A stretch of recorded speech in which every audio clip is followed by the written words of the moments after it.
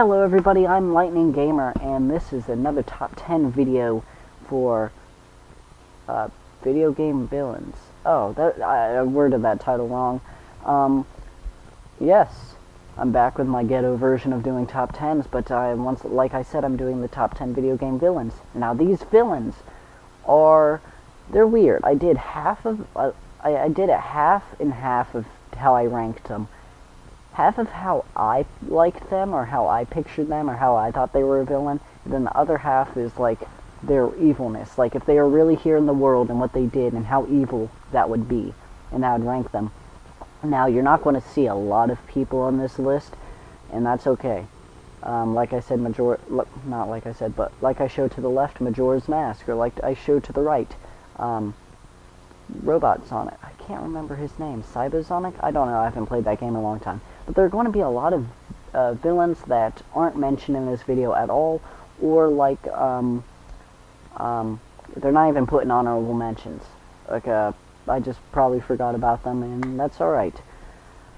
But let's begin, shall we? Hold on. What is it? Oh, it's Khan.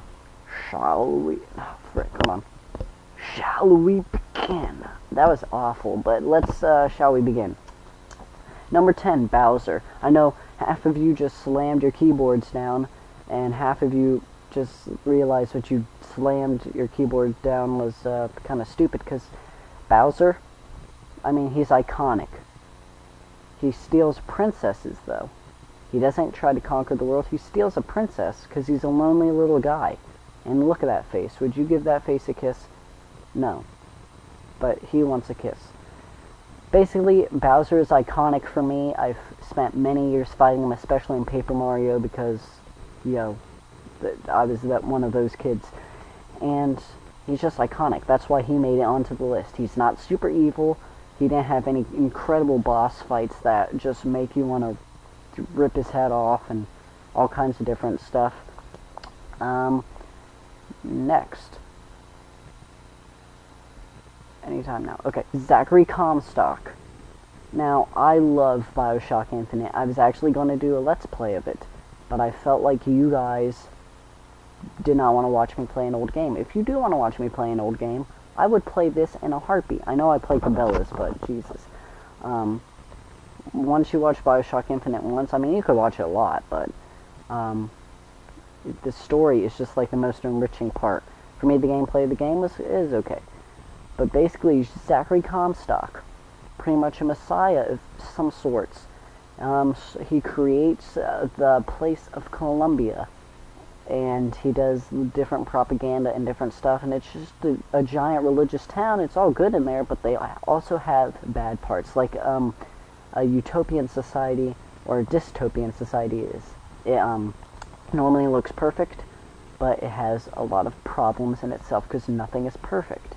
Zachary Comstock, don't want to give away too much in the game. I know it's a couple years old, but you have a connection with him. You just feel a connection with him because he's not exactly evil, but he makes you mad so much because he's just a bad dude. And when you finally meet him in the end, you're like, I don't know what to do, but you do know what to do because it was your destiny. And he's a bad guy. Leave Elizabeth alone. She's a nice girl. She's pretty cute for me. You know her phone number though? Zachary Comstock, everybody. Number 8, GLaDOS. Now, as I look at GLaDOS, I remember that all the time I spent in Portal, and it was pretty good. I love Portal. Portal is a good game, and GLaDOS is she never scared me, you know? Like, some people get scared by her, but I don't get scared easily. I know I'm like, oh, you're a video game nerd, you probably get scared. Different things scare me. She never scared me. If I had to go in a room with her and she wanted to kill me, I'd find a way to kill her. I mean, she's just a floating robot. I don't care. But this is GLaDOS. She's pretty evil, tries to kill all of humanity. Well, doesn't try to kill all of humanity, she just doesn't care. She just wants to test and test and test. And that's pretty mean. Alright, number 7. Dr. Eggman. Dr. Eggman I like that picture on the way right. It makes him look like an evil dictator. Dr. Eggman, I actually played, and he's been my villain for multiple years. What's multiple? Multiple years. Multiple? Yeah, multiple. God dang it, Eggman. But yes, we've been in so many fights. He's a genius. Apparently, he's a dictator of a nation. For the picture on the way left, and all he started out was a fat scientist, and he wants to enslave animals to make them run machinery. He wants to find the Chaos Emeralds. He wants to. He makes giant things, nicknamed after his nickname, Eggman, like his giant ship, the egg carrier. And then his grandfather actually went to the frickin' moon and created a space station on the moon that could shoot at the frickin' planet and destroy the frickin' planet. Now, why in the flip would you flip and make us flippin'... Alright, unless you're pure evil. Okay? Okay, I'm good. Good job, Eggman. I salute you. Number 6, Death's Head. Death's Head. God, I cannot speak, I'm sorry. Death's Head is a pretty cool guy. Speaking of mad scientists like Dr. Eggman, I believe Death's Head is like a dictator. Obviously he's not, because he's part of a Nazi thing. And he's from the Wolfenstein series. I didn't say the past one because you probably know the series. This is Wolfenstein. He's been the main villain for it for years and years and years. The newest version of the game, which I actually got, but once again, it's pretty old, so I don't know if you guys want to see me play through it. I love Wolfenstein: The New Order. I love it. I love it. I love it. I love it. I love it. I love it. I love it. These lines could buy... Okay, I forgot. But he's a pretty bad dude. But he's far up because by this time... I put him on the list. I made this list when I was just doing... Wolfenstein, and I know his history is pretty bad, but in the new game, he didn't seem that evil to me, but if he was in real life doing all that crazy crap with people, he would be evil. I'm not saying he's not, but, yeah, whatever. Death said, he's pretty creepy, would not want to have tea with him. 1 out of 10. Number 5 is Pagan Min. What? Oh, yeah. Okay, number 5 is Pagan Min. I thought I skipped something real quick. That's confusing. Pagan Min, I've never played Far Cry 4 or 5? 4. But I watched the playthrough of it. Honestly, the only reason why I watched Far Cry 4 videos was because of Pagan Min. I saw his villain trailer, and he's just an interesting character to me. To me, I'd get the game, but it felt like it seriously lacks Pagan Min. I know he calls you time to time, but I feel like he lacks. And I understand why the developers did it, because he is a ruler of a country. He's not a bad ruler. He's just not a good one. And he's just a bad dictator, I guess. But I understand why the developers didn't put him in all this time. He's not like that Voss guy, where he wants to kill you. He likes you. Yeah, it's hard. But he's a bad guy. He's out of his mind. And I bought my new jacket because I liked his jacket so much. So, thanks, Pagan. Oh God. Did I say Vod? Voss, no, get out of the video, man. You're not in this video. I never played your game. And you're a bad dude, I guess, but you're not. Okay, bye, Voss. Number 4 is Ganon, also known as Ganondorf. For all you Link fans, I'm not into Link. There, I said it. I'm not into it. But I remember my cousins playing it, and I remember him on Super Smash Brothers. Ganon is horrible. He's a crazy guy. There's a lot of adventures Link has, and Ganon actually, in a different dimension of Hyrule or land, he actually uses the Triforce of Power to take over Hyrule, and he destroys it and makes his new land, and he's just a crazy dude. He's pretty bad. Although, I read some wiki facts on him, and he's not evil. He's evil, but he wasn't like that. He was a good guy, I guess. He was smart. But, power does everything. Especially Triforce power. Yes. Sounds like a 80s kids TV show, The Triforce. Okay, moving on. Number 3, Rourke. I know you're about to say Call of Duty beat Ganondorf, Bowser, Eggman, Pagan Min. A lot of people don't like Ghosts. I honestly really like Ghosts. I liked the story on it. I thought it was interesting. At first, I thought it was kind of stupid, but I liked how they have... If they just didn't make another war, if they just had it be like terrorist or something real, I'm going to make a video about it.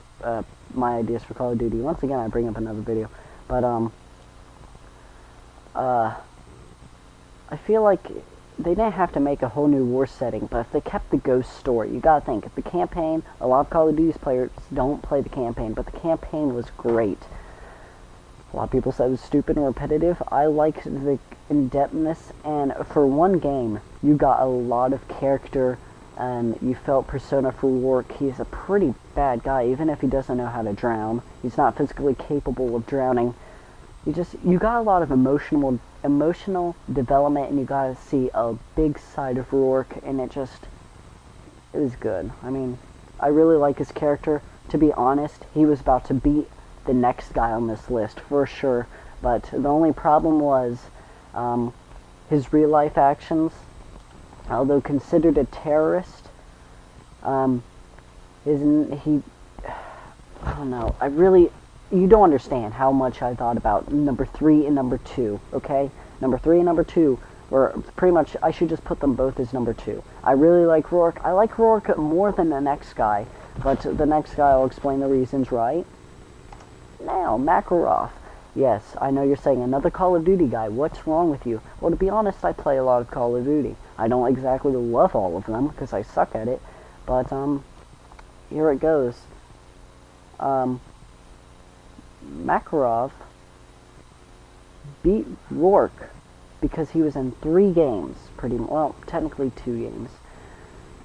3 games, he detonated a nuke, he did a terrorist thing against a Russian airport and blamed the Americans and started a war. He likes wearing scarves, he likes pointing a gun at people on the ground, and he doesn't like speaking Russian. Now, he's pretty cool. I mean, I don't have nothing against him. I didn't feel much emotional development or as much attachment to him as I did Rourke, but he did a lot of bad things, and he was a cool guy to fight. I honestly don't feel like he would put up that big of a fight at the end. If Makarov put up a big fight at the end of Call of Duty 3, or Modern Warfare 3, I wonder what Rourke's going to do for the last game he's in. But they better stop using water. Alright, so now honorable mentions. Yes, these guys are more like henchmen. Once again, I'm going to bring up another video, but I don't think these are, I don't know. I think this is just the honorable mention slide that puts us into this. But yeah, that stupid dog thing scared the crap out of me, 90% Wolfenstein. Then Voss, yes, honorable mention Voss. I'm going to bring it up. Okay, honorable mention Hitler, Wolfenstein 3D. Now for honorable mentions, I'm not going to go over them that much. I'm just going to say their name pretty much, and that's pretty much it. Wolfenstein 3D is Hitler, god dang it. Voss for Far Cry 3.